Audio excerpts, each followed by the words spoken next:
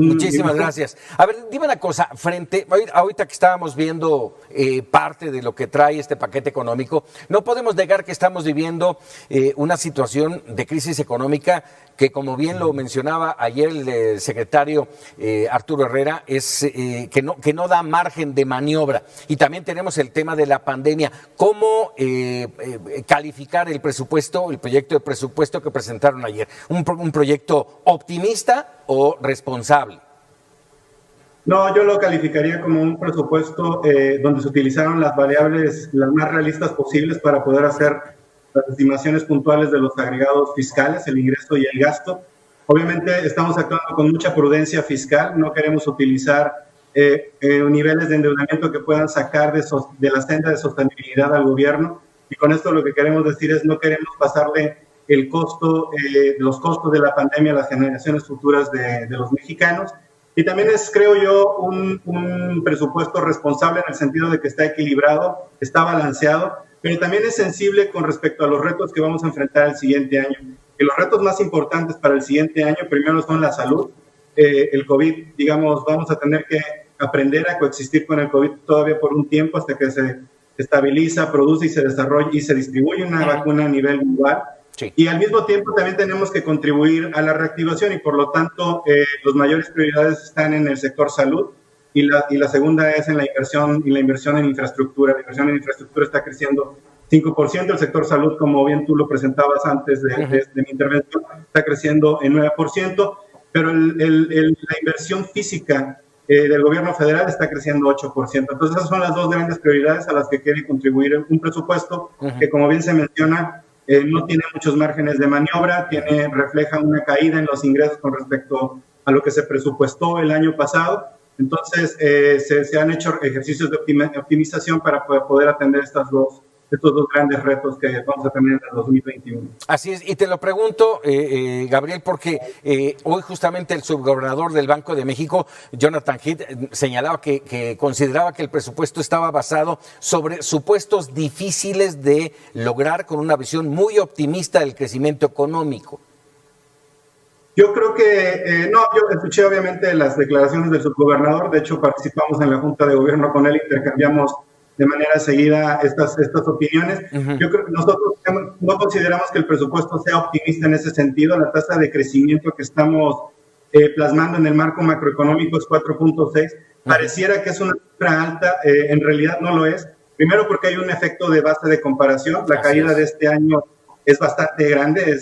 Nosotros estamos estimando que va a ser del -8, pero nuestro rango va de entre -7 y a -9. Es más o menos el rango que trae el mercado. Eso genera una base de comparación muy baja y el crecimiento que se refleja del 4.6 no va a ser suficiente para alcanzar el nivel que tenía la economía en su valor nominal hasta antes del COVID.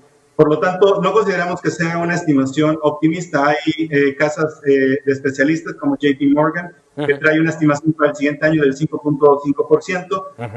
Al lado de ellos pareceríamos nosotros pesimistas. Nosotros creemos que el 4.6 está en línea con lo que sería un cierre abrupto de las actividades económicas y una apertura paulatina, primero de sectores estratégicos, después del total de la economía, pero donde todavía vamos a enfrentar nivel de incertidumbre, falta de confianza de los consumidores para el consumo. Y la razón es muy sencilla, la gente todavía le da miedo ir a un restaurante, a los teatros o al cine. Entonces, algunos sectores van a estar operando no al 100% de su capacidad mientras el COVID no tenga un tratamiento o una vacuna efectiva. Así es, 4.6 se estima, no de crecimiento, yo lo diría, dime si estoy equivocado, de recuperación, justamente por ese 8% estimado de caída en la economía nacional. A ver, dime una cosa, evidentemente el tema económico, el tema del dinero es lo que más nos preocupa, y si ya no hay guardadito,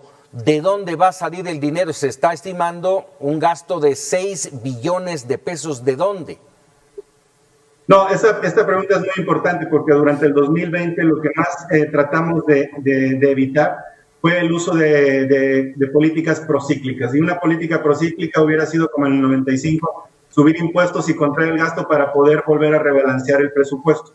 Esto no pasó en esta ocasión.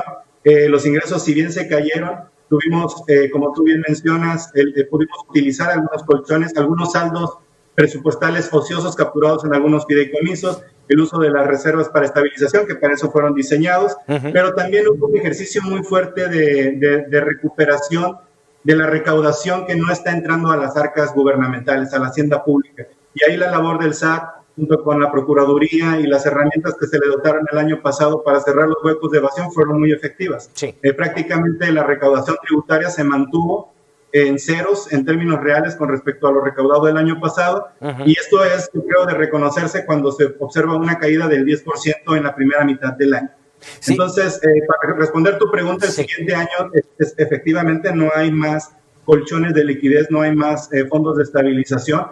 Probablemente el país va a empezar con un saldo de 10,000 millones y lo vamos a tener que ir renutriendo otra vez, pero todavía hay margen para trabajar en la eficiencia recaudatoria. Hay aproximadamente 2.5% del PIB que está siendo evadido. Prácticamente son recursos públicos que no están entrando a la tesorería. Y ahí el trabajo del SAT y la Procuraduría van a ser muy importantes porque esos recursos tendrían que estar en la TESOFE y además por ley, obviamente, porque son obligaciones de contribuyentes que evadieron. Pero además también es un tema de justicia. Creo que todos los mexicanos estamos pagando nuestros impuestos. Hay algunas unidades económicas que no lo están haciendo, y ahí es donde queremos enfocar el esfuerzo.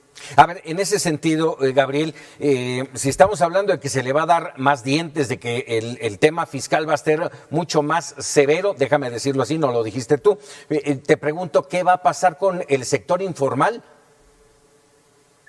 No estamos dotando de más dientes. Yo creo que los dientes se le dotaron a la Procuraduría y al SAT en el paquete económico pasado, cuando eliminamos la compensación universal, cuando cerramos algunos huecos en la ley y llevamos unas reformas penales precisamente para tratar de combatir a las empresas factureras que generan estas distorsiones en la recaudación. Sí. Efectivamente, como mencionas, todavía hay un reto muy importante en cómo traer al sector informal al formal, pero también en una coyuntura como la que estamos viviendo, donde también el sector informal ha sido impactado muy fuerte.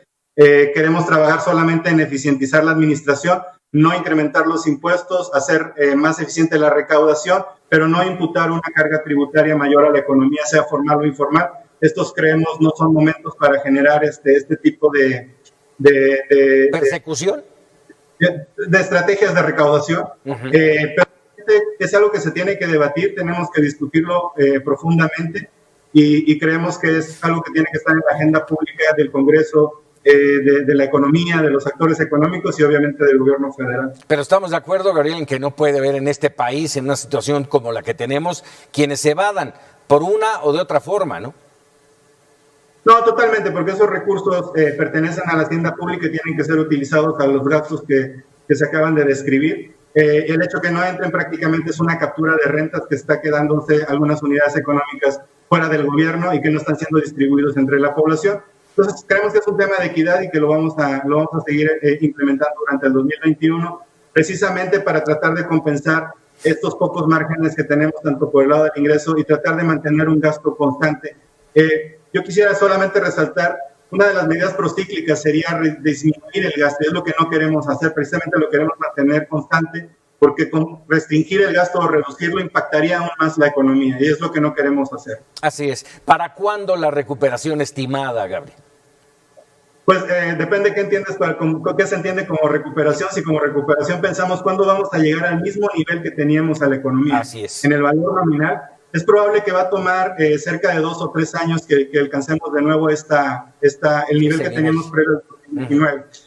Y eso obviamente va a tener que reflejar una estrategia o una combinación de esfuerzos, no solamente del gobierno, sino del sector privado y de todos los sectores productivos de la sociedad, precisamente para generar un mayor crecimiento y que podamos converger más rápido al punto que nos desviamos cuando empezó el COVID.